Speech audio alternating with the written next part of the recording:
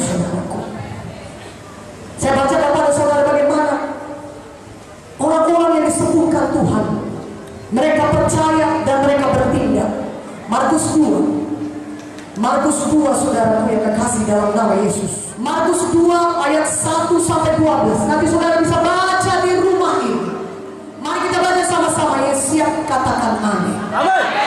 Ayat 1 sampai ayat 5 kita baca sama-sama. 1, 2, 3. Kemudian sesudah lewat beberapa hari, waktu Yesus datang lagi.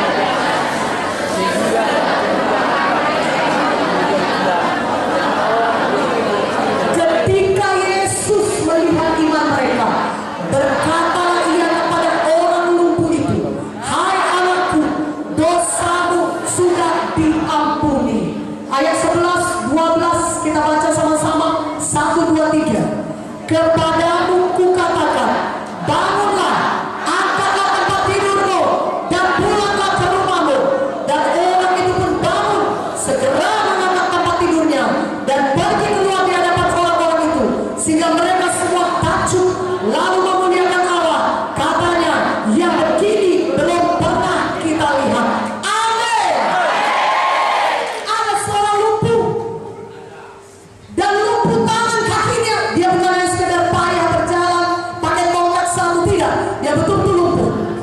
dia tidak bisa menggerakkan badannya sama sekali.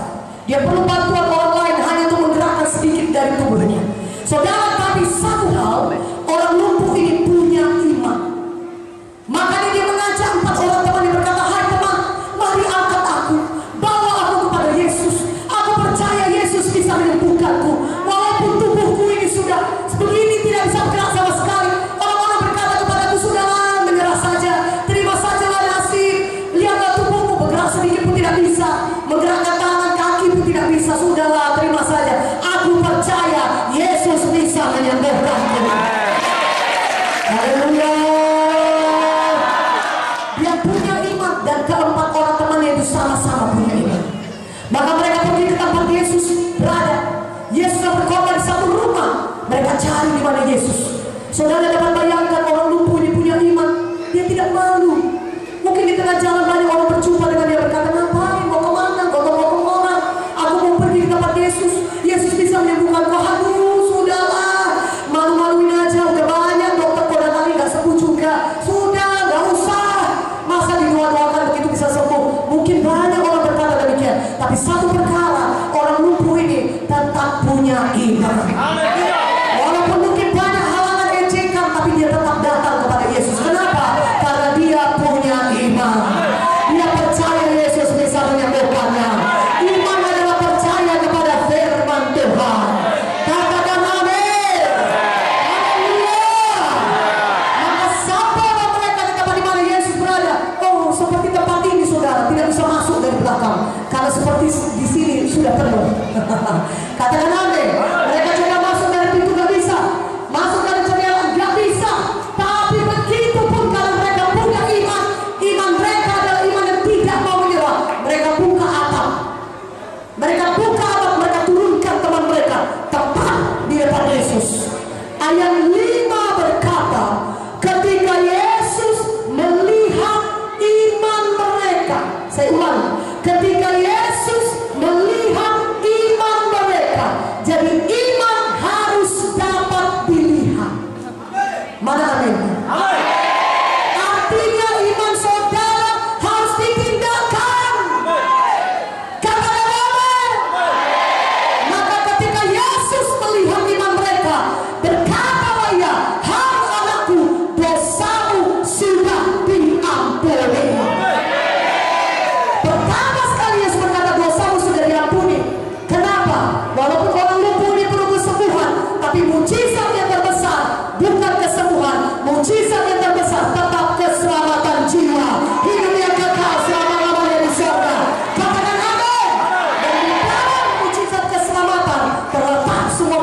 kesembuhan yang lain.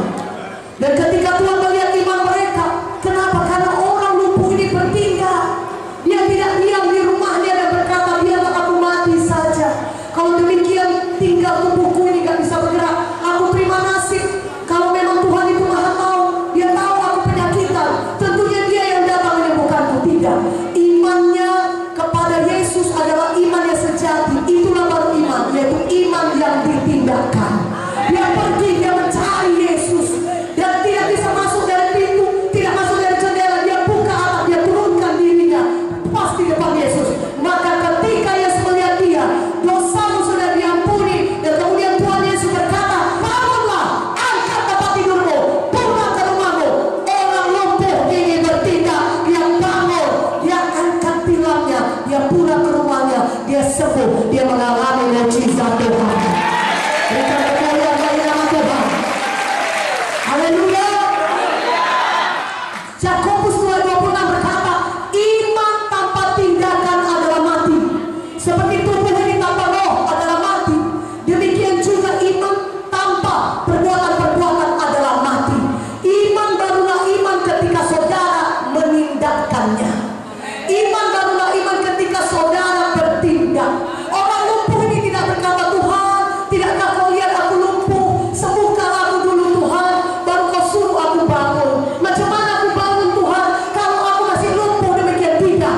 Ketika Yesus menyampaikan firman-Nya, Tuhan berkata, bangun, angkat tempat tidurmu, dan pulang ke rumahmu. Dia percaya, dia menindakkannya, dia bangunkan dirinya. Dan ketika dia bertindak, ketika dia bangun, kuasa Tuhan menjamah dia, dan dia mengalami kesembuhan. Ya amin, ya katakan amin. Haleluya. Hari ini Yesus sudah berkata kepada kita, dia mau menyembuhkan saudara. Itulah sebabnya dia berpilur-pilur di kayu salib, supaya saudara sembuh. Penyakit saudara sudah selesai ditanggung Yesus di kayu salib. Dia menderita begitu berat supaya saudara sembuh. Luka-luka di punggung ditanggungkan Yesus, supaya oleh bilur-bilurnya itu, supaya oleh luka-luka di punggungnya itu, saudara yang sakit tidak perlu sakit lagi, tapi bisa mengalami kesembuhan daripada Tuhan.